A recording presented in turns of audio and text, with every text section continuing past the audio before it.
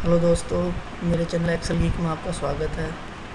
आज की इस वीडियो में आपको दिखाऊंगा how to use index instead of V lookup to get best result in Excel.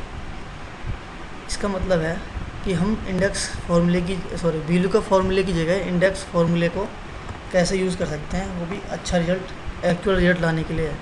तो हम एक्सेल शीट पर आते हैं। पहले ये एक्सेल शीट है। ये देखिए, मैंने इसमें पहले से ही इंडेक्स का फार्मूला लगा रखा है। देख सकते हैं इंडेक्स ये इतना सारा लगाया हुआ है। ये मैं आपको बताऊंगा इस वीडियो में कि मैंने कैसे लगाया। पहले मैं दिखाता हूँ कि फार्मूला लगने के बाद होता क्या है इसमें। जैसे कि यहाँ पर नेम लिखा हुआ है। अगर जैसे सपोज़ मैंने इस फील्ड में डेजिग्नेशन पे मैं नेम पेस्ट करता हूँ, तो वो ऑटोमेटिक आप देख सकते हैं नेम के ही नाम लेके आता है वो निकाल कर। अब ये कैसे हुआ? वी लुकअप में तो ऐसा होता नहीं। तो अब मैं आपको दिखाता हूँ कैसे यूज़ करते हैं। सबसे पहले बताता हूँ आपको वी लुकअप और इसमें डिफरेंस क्या है।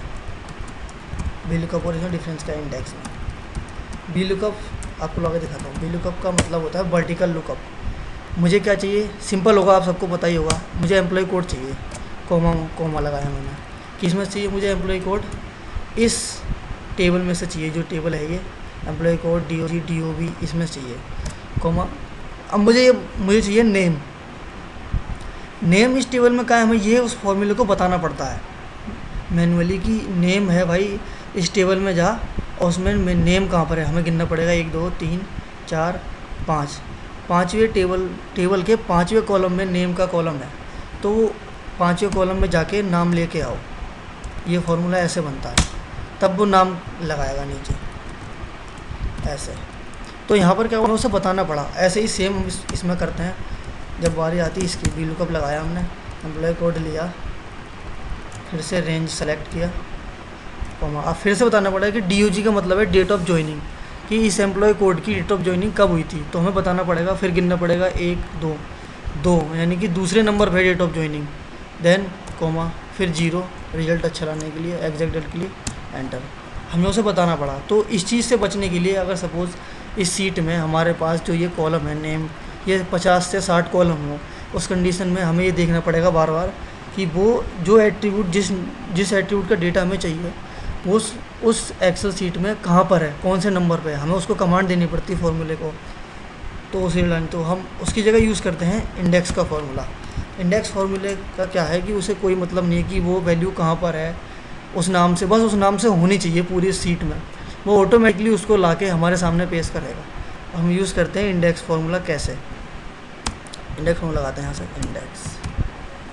इंडेक्स लिखा। अब इंडेक्स के बाद हमारा आता है कि सबसे पहले हमें इंडेक्स का सेलेक्ट करनी है रेंज। हमें किस में डेटा किस में से निकालना है।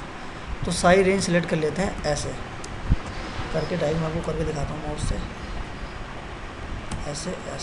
ये हमने डेटा जो है टेबल का जो रेंज है सेलेक्ट कर लिया, जिसमें एम्प्लॉय को DOG डेजिग्नेशन नेम फंक्शन, मतलब वो उनका प्रोफाइल रोल क्या है, हमने सारा सेलेक्ट कर लिया इस टेबल में। अब लगाते हैं कोमा लगाया।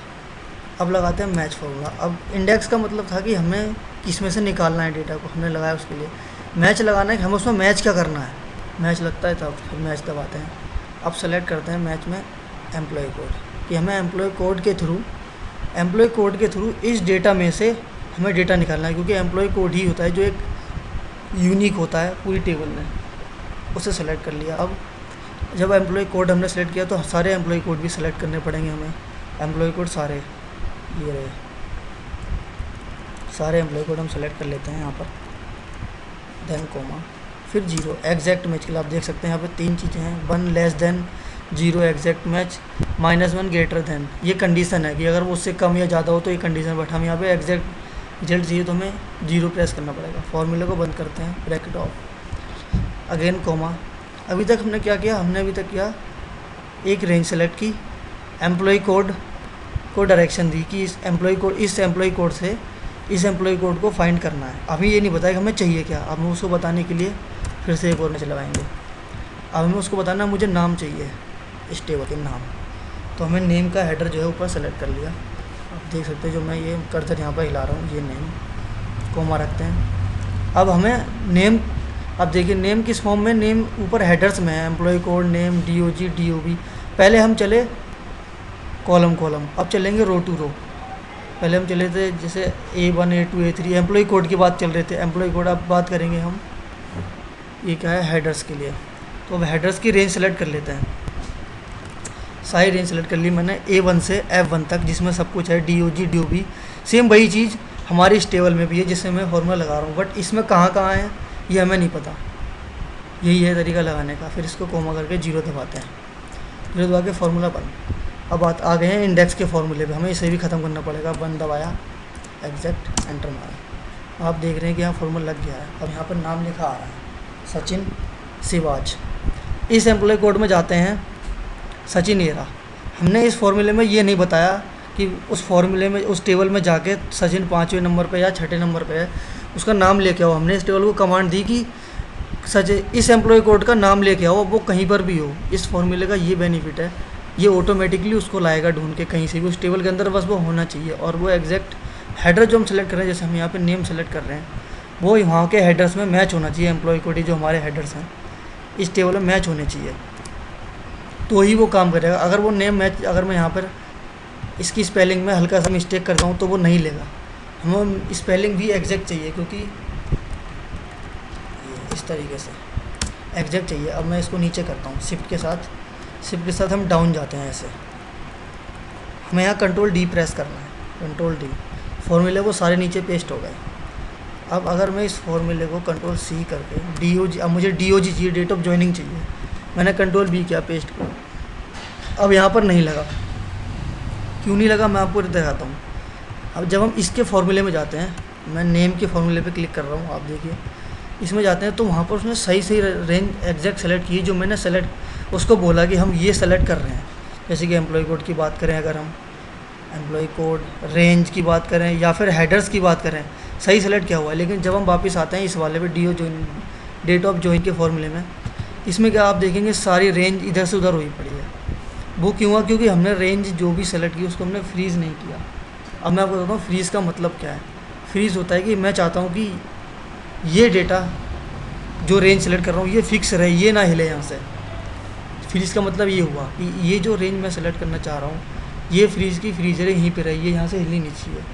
मैं अगर हेडर सेलेक्ट कर रहा हूँ, हेडर भी हिलेगी, क्योंकि हेडर्स और टेबल तो वही रहेगी। हम सिर्फ क्या हिलाएं, मूव क्या करेंगे, हम सिर्फ डेटा को फ्लक्चुएट करेंगे कि यहाँ से यहाँ मूव हो या फिर राइट टू लेफ्ट जा, तो उस कंडीशन वो अनफ्रीज रहेगा, बाकी सारा डेटा फ्रीज रहना चाहिए। तो मैं इस फॉर्मूले को फ्रीज के साथ दोबारा आपको लगा के दिखाऊंगा और ये बताऊंगा कि फ्रीज कैसे यूज़ करते हैं। तो सब कुछ डिलीट मार देते हैं, दोबारा से फॉर्मूला लगाएंगे, फिर से लगाते हैं इंडेक्स। आपको याद भी हो गया होगा ये जहाँ तक है। इंडेक्स लगाया, हम क्या करते हैं इंडेक्स में रेंज सेलेक्ट करते हैं। सबसे पहले मैंने रेंज को सेलेक्ट कर लिया, अब मैं इसको फ्रीज़ करूँगा। फ्रीज़ कैसे होता है, फ्रीज़ के लिए मैं आपको नोट पेपर लिख के दिखाता हूँ। फ्रीज़ का एरा, press F4 to use freeze and unfreeze. ठीक है, प्रेस F4 दबाते हैं, आते हैं इस पर। अगर आपके लैपटॉप में फंक्शन का बटन भी होगा FN करके, तो उस केस में आपको FN के साथ F4 दबाना पड़ेगा, अदरवाइज़ आप सिंपली F4 दबाएंगे तो वो सेलेक्ट कर लेगा उसको। अब हम यहाँ आते हैं, मैं देखिए मैं आपको दिखाता हूँ। मैंने FN दबाया, F4 दबाया एक बार, उसने क्या किया, अब देखिए उसने पूरी टेबल को फ्रीज़ कर दिया। यहाँ पे A के पहले, फिर 2 के पहले, मतलब अल्फ़ाबेट से ही पहले, न्यूमेरिक से ही पहले उसने पूरी टेबल को फ्रीज़ कर दिया। इसका मतलब है कि मैं इस फॉर्मूले को जो मैं लगाऊंगा ख़त्म करने के बाद, अगर मैं उसको इस टेबल में कहीं भी पेस्ट करूँगा या सीट में भी कहीं भी पेस्ट कर दूँगा, ये टेबल यहीं की ही रहेगी। इस टेबल को वो ज़रूर लेगा इंडेक्स में, मतलब सिलेक्शन जो होगा इस टेबल का ही रहेगा परमानेंट। फ्रीज़ कर दिया मैंने उसको, तो ये होता है फ्रीज़ करना। अब कोमा दबाते हैं, अब दबाते हैं अपना मैच फार्मूला। मैच, मुझे मैच क्या करना है, मुझे एम्प्लॉय कोड मैच करना है। एम्प्लॉय कोड पे जाते हैं, ये मेरा पहला एम्प्लॉय कोड है, इसको मैंने सेलेक्ट कर लिया यहाँ पे। अब फिर से फ्रीज़ अनफ्रीज़। देखिए दोस्तों, फ्रीज़ अनफ्रीज़ बहुत ज़रूरी है जानना, क्योंकि इसी से ही डेटा पूरा बेस्ड रहता है कि रेंज हम जो सेलेक्ट कर रहे हैं वो मूव ना हो जाए। अगर वो अपनी जगह से मूव हो गई तो आपको डेटा मिली 100% ठीक नहीं मिलेगा, या तो वो कुछ हो, अगर वो राइट टू राइट चला गया तो वो एक कॉलम इधर खिसक जाता है और एक कॉलम इधर मूव हो जाता है। तो अब इस केस में हम उसको फिक्स करेंगे। मैं एम्प्लॉय कोड फिक्स करना हूँ, तो देखिए एम्प्लॉय कोड मैं दबाता हूँ F4। मैंने एक बार F4 दबाया तो उसने टोटल फ्रीज़ कर दिया, हेडर्स प्लस न्यूमेरिक दोनों फिक्स हो गए। दोबारा से F4 दबाऊंगा तो यहाँ पर न्यूमेरिक फिक्स हुआ है। न्यूमेरिक और हेडर्स में आपको मतलब समझाता हूँ। न्यूमेरिक का मतलब है कि अभी मैं यहाँ पर हूँ, सपोज़ मैं अभी यहाँ HI पे हूँ, I1 पे हूँ, I2 पे।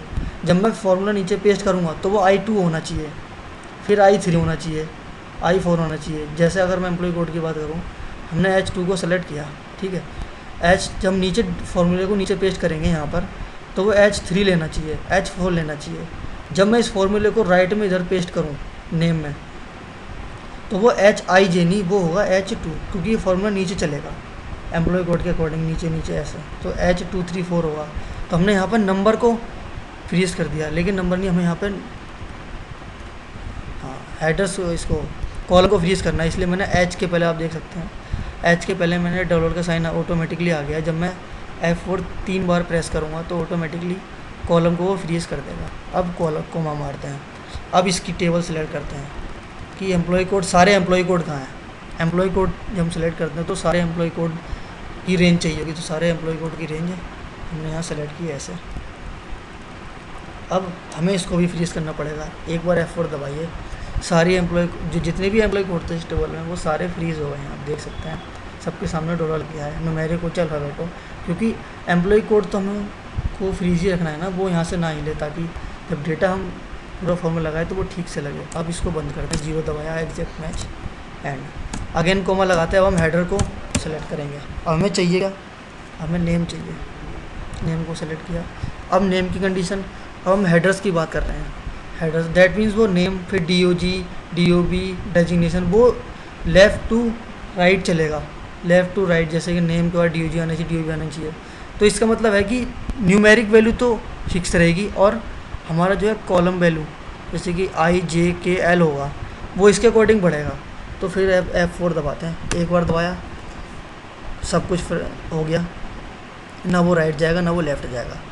F4 फिर से दबाया। अब यहाँ पे नंबर फ्रीज हो गया, जो कि हमें चाहिए। हम चाहते हैं कि वो नीचे नहीं बल्कि राइट में जाए, राइट टू जाए, लेफ़्ट टू राइट चले। तो वहाँ पर हमें नंबर को फ्रीज कर दिया ना, अब कॉलम को अनफ्रीज कर रखा है। हम लोग कोमा लगाते हैं। अब हम सेलेक्ट कर लेते हैं रेंज, हेडर्स रेंज कि हेडर्स क्या है। ये सेलेक्ट किया हमने, हेडर्स को सेलेक्ट किया। इसको परमानेंट फ्रीज करेंगे क्योंकि हेडर्स भी नहीं हिलने चाहिए, हेडर्स भी वहीं के वहीं रहेंगे। फिर से comma 0 enter, sorry bracket off, फिर से कोमा 1, फॉर्मूला डन। अब देख सकते हैं अब नाम आ गया है। अब इसको हम शिफ्ट के साथ डाउन जाते हैं, शिफ्ट डाउन प्रेस करके कंट्रोल D करेंगे, कंट्रोल D, फार्मूला लग गया है पूरा। जब मैं इसको कंट्रोल C करूँगा तो इस बार NA नहीं दिखाएगा, इस बार ये फार्मूला लगा के दिखाएगा। आप देख सकते हैं फार्मूला लग गया है। मैं इसको यहाँ भी पेस्ट करता हूँ, डेट ऑफ ज्वाइनिंग और डेट ऑफ बर्थ में। अब इम्पोर्टेंट चीज़, जब आप ये फार्मूला लगाएंगे तो डेट और टाइम का जो फॉर्मेट होगा वो उस फॉर्मेट में नहीं दिखाएगा, वो न्यूमेरिक वैल्यू में दिखाएगा। जैसे आप देख सकते हैं डेट ऑफ ज्वाइनिंग दिखा रहा है 38336, बट यहाँ पर क्या है 15 दिसंबर 2004 है। तो हम इसको चेंज कैसे करें, उस कंडीशन में हमें सेलेक्ट करना है उस पूरे डेटा को, ये सेल्स को सेलेक्ट कर लेना है जो जिन हमें लगाना है। अब हम प्रेस करना है, ये रहा आपका, हमें जो डेट फॉर्मेट चेंज करने के लिए सेलेक्ट करना है। Press control shift plus hash to date format,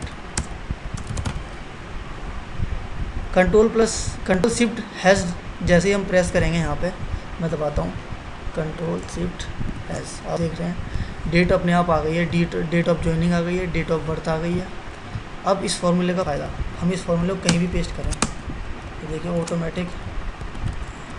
automatic वो वही चीज़ लेके आएगा जो हमें चाहिए। यहाँ पे लुकअप और इसमें यही फ़र्क है, डिफरेंस यही है कि लुकअप में हमें उसे बताना पड़ता है कि उस कॉलम में जाके वो लेके आओ, बार बार उसमें चेंजेस करने पड़ते हैं।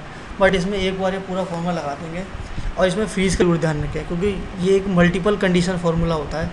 एक ही फार्मूले में हम कई कंडीशन देते हैं, हेडर्स की, डेटा की, जैसे एम्प्लॉय कोड का कंडीशन दी हमने यहाँ पे, और हेडर्स की दी जो ऊपर हेडर दिखाएगा यहाँ, उसके अकॉर्डिंग चलता है वो। अब अगर मैं चाहता हूँ कि फंक्शन का डेटा यहाँ आ जाए नेम की जगह, मैं डायरेक्टली फंक्शन को यहाँ पेस्ट करूँगा आराम से, और एंटर भी आराम से करूँगा। देखिए अब यहाँ पे डेटा सारा आ गया है फंक्शन का। तो इस तरीके से इस फॉर्मूले का यही बेनिफिट है ये ऑटोमेटिकली हेडर्स और उस कंडीशन के अकॉर्डिंग, जैसे हमने एम्प्लॉय कोड को कंडीशन मिल लिया और हेडर्स को, उसके अकॉर्डिंग डेटा को ला के देगा। अब चाहे वो कहीं भी हो, लेकिन कंडीशन ये कि वो सारा डेटा उस सीट में अवेलेबल होना चाहिए उस टाइम, तभी वो उसको लगाएगा। अगर मैं मैनुअली लिखता भी हूँ यहाँ पर फंक्शन FUNCTION, आप देखिए वो ऑटोमेटिकली डेटा चेंज हो रहा है। ये है इस फॉर्मूले की खासियत। तो दोस्तों, आपको मेरा वीडियो पसंद आया तो लाइक कीजिए, कमेंट कीजिए और सब्सक्राइब करना ना भूलें। और ये मेरा पहला वीडियो है। अगर आपको कोई और भी आप चाहते हैं किसी और फॉर्मूले पे कि मैं कोई और वीडियो डालूँ, अपलोड करूँ, आपकी कोई भी क्वेरी हो, कुछ भी पूछना हो, आप मुझे कमेंट कर सकते हैं। मैं उस वीडियो पर उस जो भी आप फॉर्मूला चाहते हैं कि मैं उस पर वीडियो बनाऊँ, तो मुझे कमेंट कीजिए उस फॉर्मूले को लेके कि मुझे इसके बारे में समझना है। मैं उस पर भी एक नई वीडियो बनाऊँगा। ठीक है दोस्तों, बाय।